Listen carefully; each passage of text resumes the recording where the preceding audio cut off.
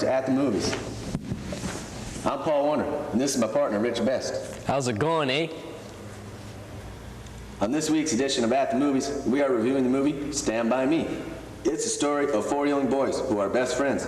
They take off into the forest in search of a missing boy in order to become heroes. And along the way, they overcome many trials and tribulations and learn many things about growing up. Say, Rich, why don't we show a clip of the movie? Oh, beauty idea, Paul. Roll it. What is it, man? You guys want to go see a dead body? Columbia Pictures presents Kid's gone. They're never gonna find him. Not where they're looking. a Rob Reiner film. You're never going to get out of this town, am I, Gordy? You can do anything you want, man. Stand By Me. There's 4 of us, Eyeball. You just make your move. You're dead. I think my comrade here will agree with me on this point when I say that the movie was really good because it taught people a lot about growing up, you know, and it taught you that kids who aren't even in junior high school yet, well, they have feelings too, eh? Well, I really agree there, and I think the kids that were doing the acting in the show were really good, and someday will probably make it in the show business world. However, there was one scene that I did not particularly care for. It was the barf scene. To me, the barf scene was very unrealistic and untrue. How can you say something like that? That particular scene was the funniest in the movie because that was one of those 12-year-old boys telling a disgusting story, and that's all 12-year-old boys think about. Paul, 12-year-old boys think about more than just barf. No, they don't, because they haven't even had girls come into their life yet. Puberty hasn't even hit. Well, I'm really sorry we have to disagree there, Paul. All right, but I still like the movie, eh? Well, I did too, And I still like that scene. Well, I'm sorry, I don't. But however, I did like this movie overall, so I give it a big thumbs up. Well, I liked it too, so I also give it a thumbs up. Thank you for joining us on this edition of At the Movies. Once again, I'm Paul Warner. And I'm Rich Best. Good day.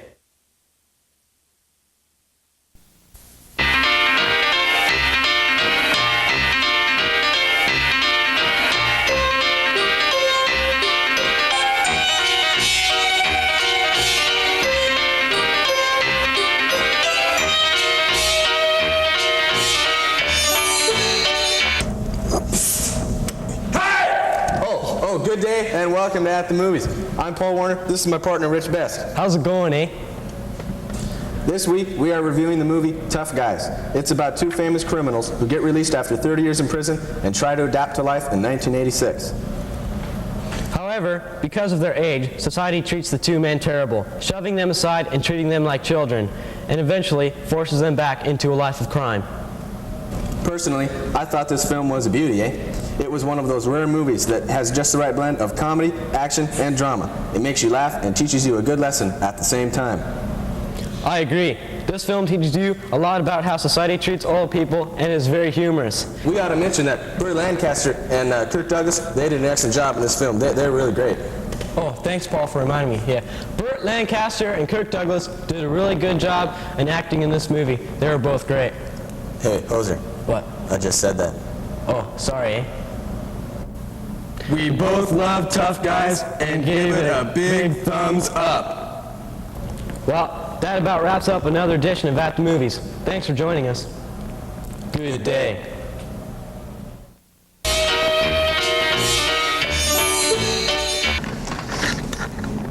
Are you filming? Yes. Oh, okay. Rich. Yo. Okay, looks like I'm going to have to review this movie on my own because, well, Rich is in the John. So, good day and welcome to At the Movies.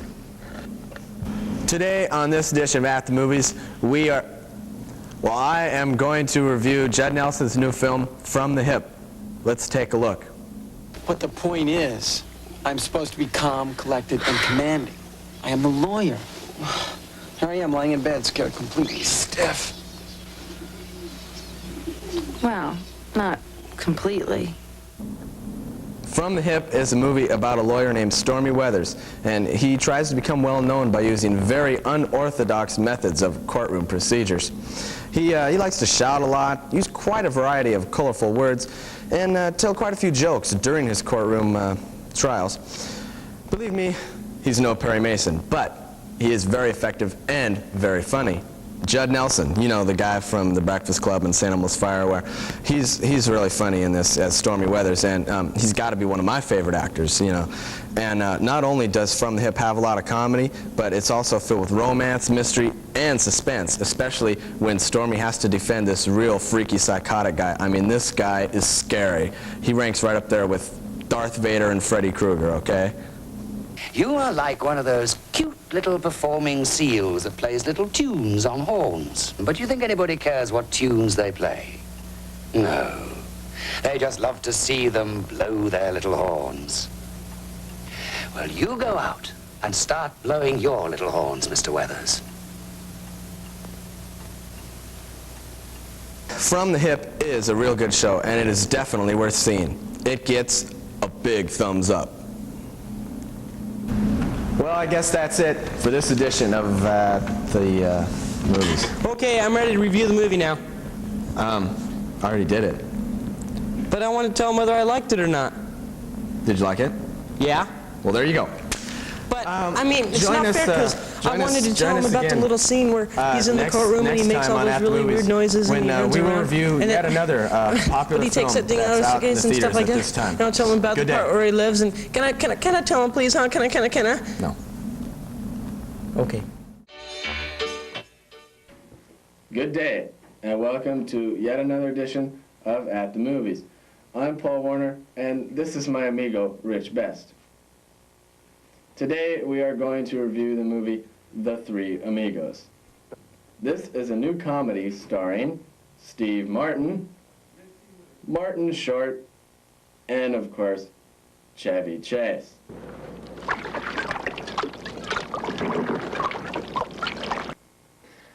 The story is about three famous actors who star as brave and fearless amigos in the movies. They are hired by a small Mexican village to stop an evil villain named El Guapo from destroying the town with his ruthless band of creeps. You dirt-eating piece of slime! You scum-sucking pig! You son of a motherless goat! Who are you? The Three Amigos! I thought this film was incredibly funny. It's not the best movie that I've ever seen, but it was a lot of fun. Rich agrees. The Three Amigos was one of Steve Martin's funniest movies ever, and it was also Martin Short's debut. And Chevy, well, he's Chevy. One of Rich's favorite scenes in the movie, and mine too, was when all the amigos were sitting around the campfire, you know, and they were singing. And then all the animals joined in, and it was just a beautiful sight. In fact, I think we have a clip to that, right, Rich? Roll it. Dream on someone. Boom, boom, boom, boom, boom, boom, boom, boom, boom, boom, boom. See, The Three Amigos is a funny movie, and it's worth seeing because it's funny. Trust me. We'll be back next week with another edition about the movies. Thank you for your support. Say goodbye, Rich.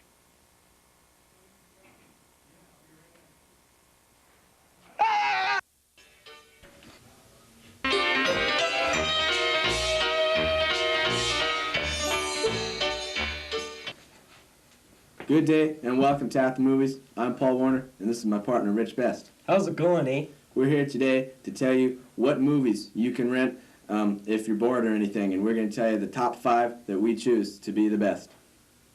And Rich here is going to start out with Indiana Jones and the Temple of Doom. Go, Rich. Okay. This second Indiana Jones adventure was just released on video and is totally awesome.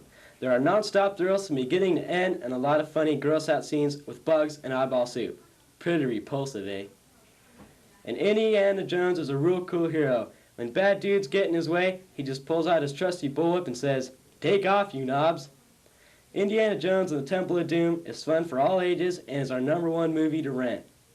Okay, so our second choice for the best movie to rent is Short Circuit, and it's comedy, and it's about this robot, okay, and it comes to life, for real. And it goes and it meets Ali Sheedy, and she's good looking, right? And she helps the robot so that the army guys don't kill him, okay? And it's really funny, and hey, you should rent it. Really. Rich? Okay, our third best movie that we suggest has been out on video for quite a while, but it's really still a good movie. It's Back to the Future, starring Michael J. Fox. In this movie, Michael J. Fox goes back in time in this really great DeLorean, and when he hits 88 miles an hour, he's gone. And he goes back in time and meets his mom and dad, and almost ends up marrying his mom. But then he gets his mom and dad together, so they get married, and changes things around a little bit, so they're really great. And also, I might want to mention that in this movie, there's a lot of music by Huey Lewis, so that makes it extra special. And when he gets back in time, things are really great. And then he goes into the future, but that's going to be in part 2, so we don't know what happens yet. Okay, so our next movie choice is Cobra, and the movie Cobra is like so stupid that it's worth seeing because, you know, it's fun sometimes to see a stupid movie, make fun of it with all your friends, right? And Cobra is the kind of movie you want to do that with because Sylvester Stallone's in it, you know, and like his longest line is "E." So, you know, the acting isn't really that great, but, you know, it is a lot of fun because it's full of a lot of action, you know, and, you know, car chases and guns and stuff. So I'd say it's worth seeing. Our 5th movie that we suggest is Poltergeist 2. This movie's pretty scary, but not even close as scary as the first one. And in this movie, there's this old man that's really freaky, and he scares everybody. And also, to watch Poltergeist 2, you might get a better understanding of what was going on in Poltergeist 1. Thank you for joining us on this special edition of At the Movies. We'll be back next time with another review of a feature film.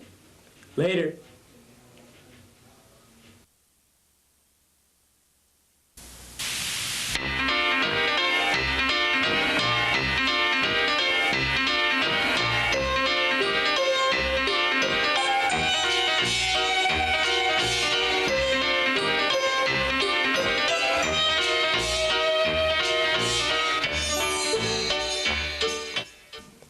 Good day, and welcome to yet another special edition of At the Movies. I'm Paul Warner, and this is Rich Best. How's it going? Today we are going to review yet another movie on home video. And guess who's joining us this week? Here, boy, come on. Remember, I had to take Homer to the vet to take care of his personal problem? Oh, that's right, Homer's being neutered. That's so loud. Oh, I'm sorry. Jeez. But, okay, it's okay that Homer's not here because, well, the movie we're going to review for you is quite a dog, if you know what I mean. Well, anyway, let's take a look. We made you! We made you! Oh, we made you! We made you! They can't! We made you! We made you! Maximum Overdrive has got to be the worst Stephen King movie ever made, and Emilio Estevez must have been hard up for a job, especially when he made this piece of trash. Now, the idea of all the machines in the world coming to life and killing people is somewhat interesting, but the majority of the film is just about a bunch of semi-trucks that terrorize a small hick town. Let's get real. The last hour and 45 minutes of the film is nothing but about 10 trucks circling a diner while the people inside pick their noses and say, I wonder why they're alive. Not exciting.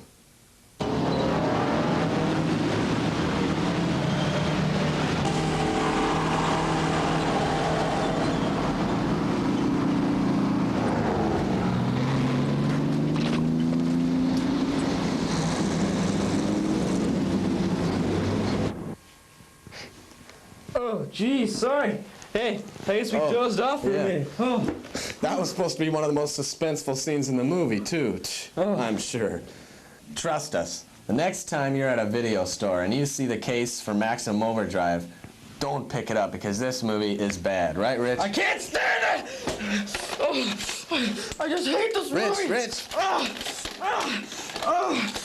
So, maybe you get the idea that Maximum Overdrive is not a good movie to rent. So just don't rent Maximum Overdrive. Join us next week on At the Movies when we'll review another film from either home video or out there in the movie theaters. Good day.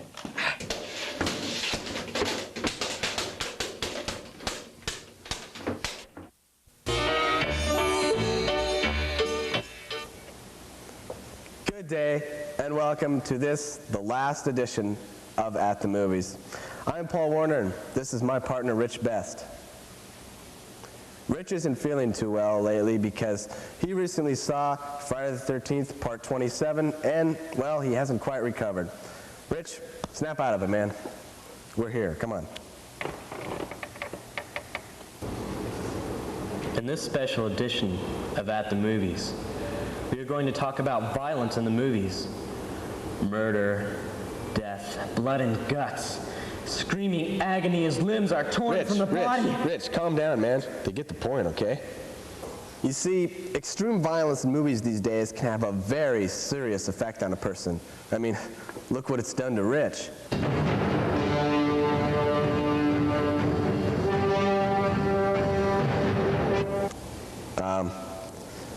Let's take a very brief look at just some of the violence that seems to be so popular these days. Wrong.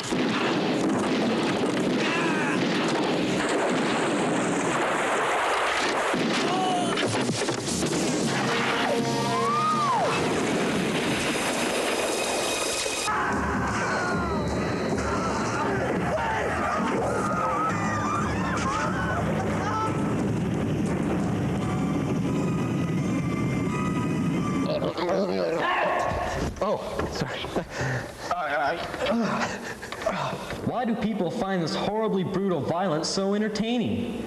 I think it's uncalled for, and it gives the movie business a bad name.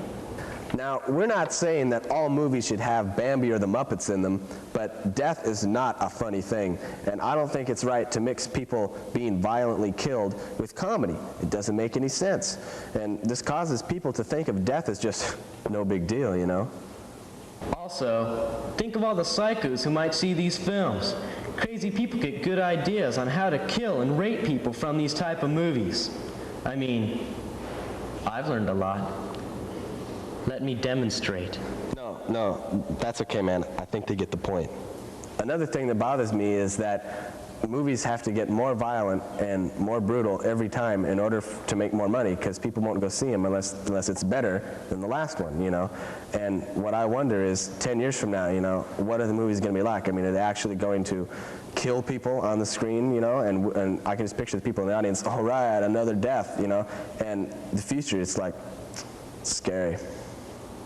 Thank you for joining us on this final edition of At the Movies. I hope that somehow... We hope that somehow we have given you something that will stick with you for the rest of your life. Well, let's not say goodbye. Let's say so long. I think we should say goodbye. I want to say so long. Okay, let's just say later. Let's just say later. So long. Okay, how about we just say, you know, until next time, or until I see you again, you know? Later. Oh, now you want to say later? Why don't you make up your mind, man? Okay, so long. I don't want to say so long. I already told you. Hey, look, it's all black. Oh, what should we say? I think we should say bye. Okay. Okay. Bye. Bye.